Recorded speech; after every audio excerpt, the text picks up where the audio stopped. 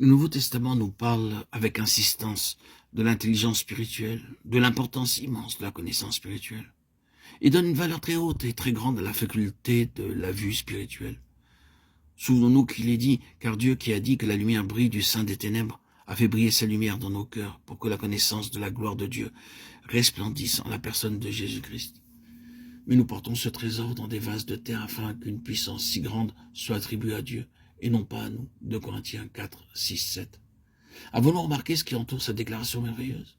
Elle est liée à Moïse, qui monta sur la montagne où était Dieu et reçut la loi de la bouche de Dieu et redescendit ensuite de la montagne sans savoir que son visage brillait. Il nous a dit, Moïse ne savait pas que la peau de son visage était devenue rayonnante. Exode 34, 29. Mais le peuple le vit et il ne pouvait pas le regarder. La lumière était trop forte et les Israélites ne pouvaient regarder le visage de Moïse. Moïse mit donc un voile sur son visage et il cacha la gloire de Dieu derrière son voile. Maintenant, dit l'apôtre, reportant cet incident à notre jour, depuis ce moment-là, il y a un voile sur le cœur des enfants d'Israël. Ils sont incapables de voir la gloire de Dieu.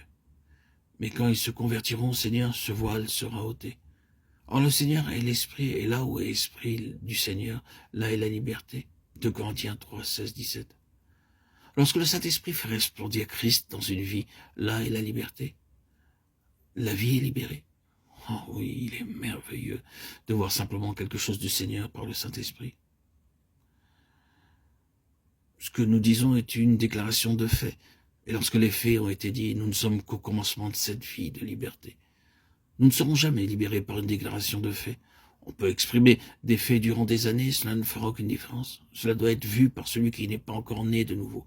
Mais ce qui doit être vrai au commencement de notre vie chrétienne, c'est ce qui est arrivé à cet homme qui était né aveugle. Il faudra que nous puissions dire exactement, je sais une chose, c'est que j'étais aveugle, maintenant je vois. Jean 9, 5.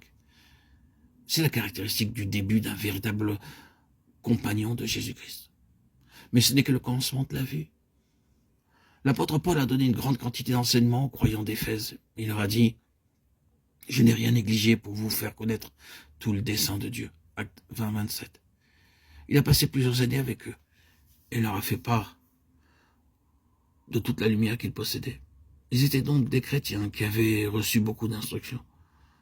Après cela, Paul alla en prison et de là, il leur écrivit une lettre dans laquelle il leur dit « Faisant mention de vous dans mes prières, je prie le Dieu de notre Seigneur Jésus-Christ, le Père de gloire, de vous accorder un esprit de sagesse et de révélation qui vous apprenne à le connaître et d'illuminer les yeux de votre cœur. » Éphésiens 1, 16, 18.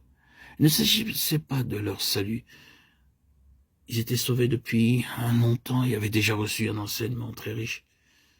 Ils avaient déjà suivi un long chemin avec le Seigneur. Et Paul, cependant, fait encore monter à Dieu cette prière pour eux.